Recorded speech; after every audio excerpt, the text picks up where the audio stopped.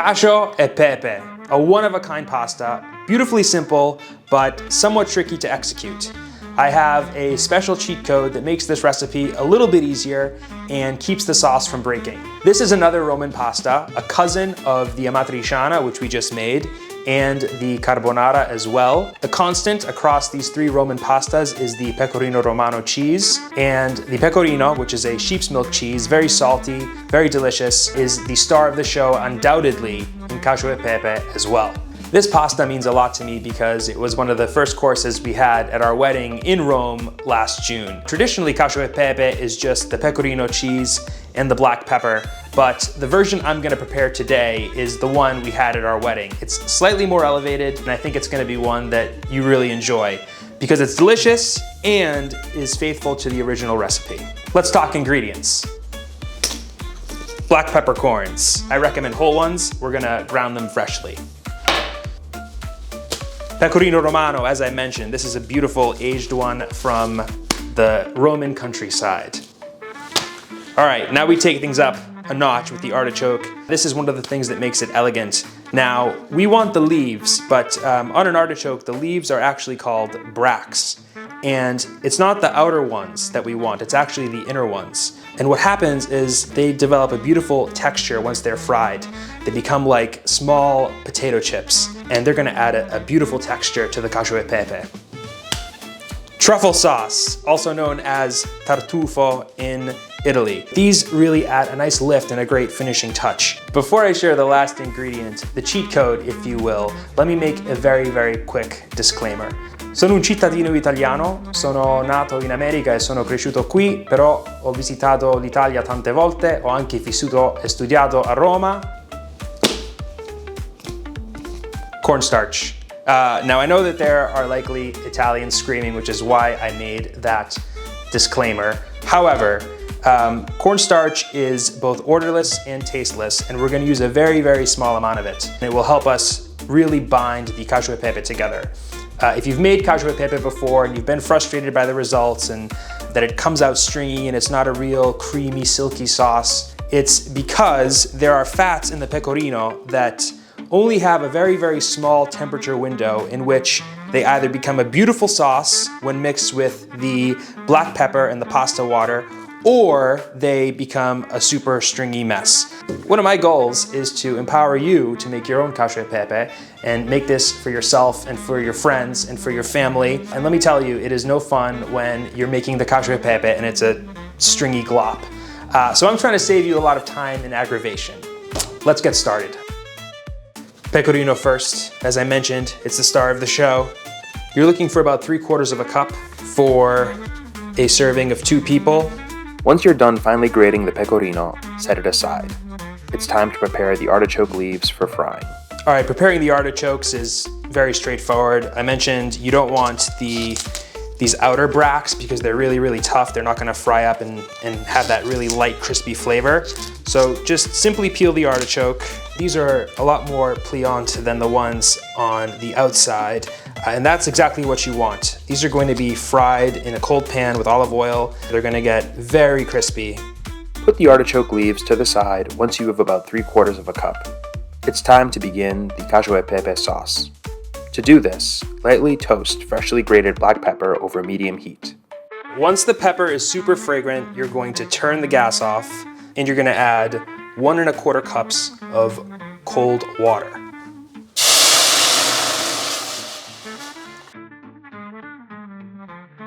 And then we're gonna add a teaspoon of cornstarch and bring the water up to temperature.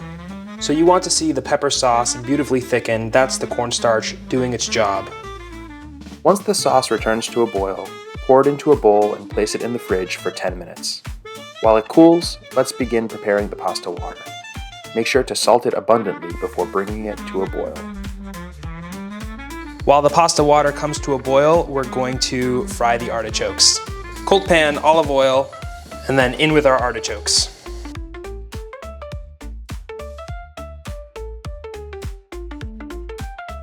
So after just a couple minutes, you can see them getting really beautifully golden and crispy. They're gonna add a beautiful crisp to the finished product.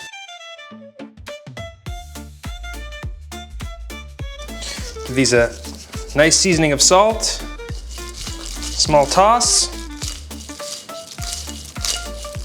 You can hear it in the sound that they're crispy.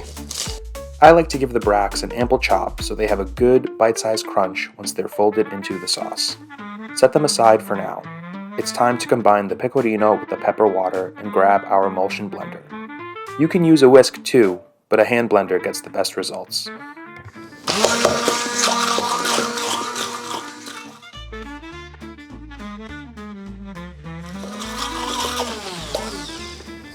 All right, we're gonna take our beautiful pepper sauce and we're gonna bring it up to temperature in this pan as the water begins to boil. Basically, we're entering the final stages here. This sauce will not break, you're about to see. We'll essentially just heat it up and then we will toss the spaghetti inside. So the water is now boiling. I didn't actually get to say this in the last amatriciana video, but the reason I like spaghetti alla chitarra in particular is because they have a nice bite. And in Italy, specifically in Rome, they use a pasta called the tonnarelli, which is very difficult to find in the US. And in my mind, the spaghetti alla chitarra, they're kind of on their way there toward being like tonnarelli because of the way they're shaped. Tonnarelli are kind of like a square spaghetto, and the bite that you get from the spaghetti alla chitarra is a good approximation. And with that explanation of spaghetti no one asked for, let's throw in our pasta and take a look at our cacio e pepe sauce. So as you can see here, the sauce is now fully heated up and it's not breaking. It won't break. It's not going to break. This is the cornstarch again doing its job. It's odorless, it's tasteless, and it's keeping the sauce together even though it's being exposed to a good amount of heat here, even though it's on low. All right, recommend trying a piece of pasta. Didn't show this on camera during the amatriciana, but here we go. It's close. Still needs a minute. All right, I'm just gonna add a small ladle of starchy pasta water just to loosen things up a little bit in here. The pasta should be ready at this point. Let's give it a try. Oh yeah, beautifully al dente. So time to emulsify this sauce. It'll come together beautifully. You can add a little bit of heat, coming together absolutely beautifully. I'm gonna add in our artichokes, or part of them. I'll probably save a few for garnish. That's really wonderful. And the smell brings back a lot of memories for me. All right, I'm actually serving for two today because I'm recording on Valentine's Day. You just want to grab a nice heap and twirl in a ladle and then drop it right in the center of the plate. Beautiful. My dog is here too, and she, I think she smells something she likes as well. Get all of the beautiful pepper sauce. Final garnish. Last bits of artichoke just go right on top. And then, this smells so good, it's unbelievable. Just a nice spoon right on top of the truffle sauce.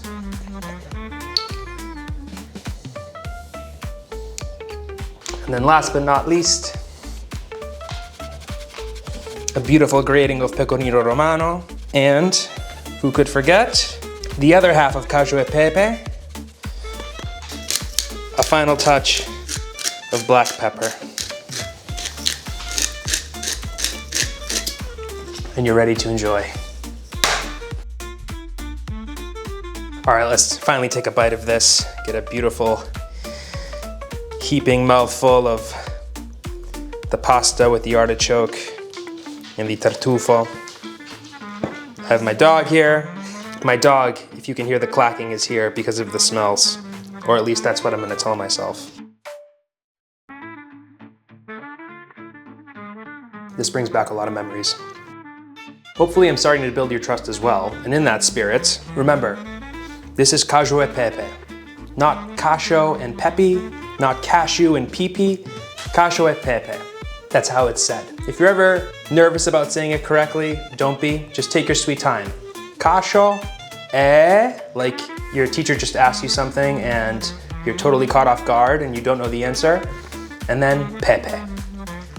Thanks very much and enjoy your cacio e pepe.